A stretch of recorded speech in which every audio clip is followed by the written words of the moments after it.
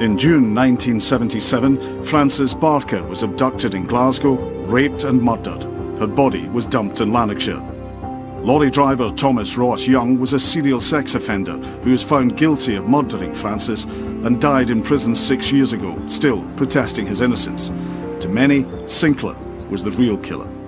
Thomas Ross Young was convicted of the June 1997 murder of Frances Barker, but you have a different theory. What is that?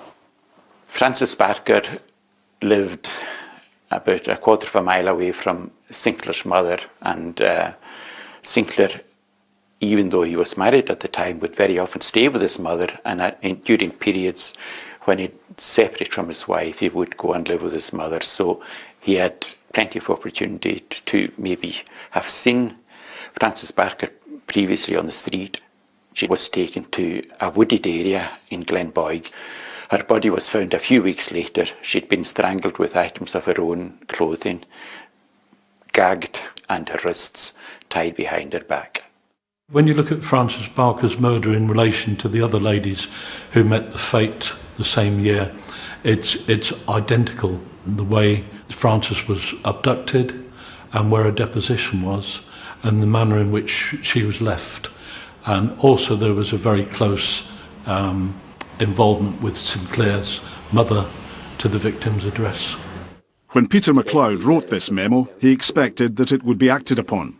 Instead, he says, there was no appetite to do so, that it was effectively buried, and that senior officers then attempted to force him out of his job. But why? I could only surmise. What do you surmise? My surmise it was to protect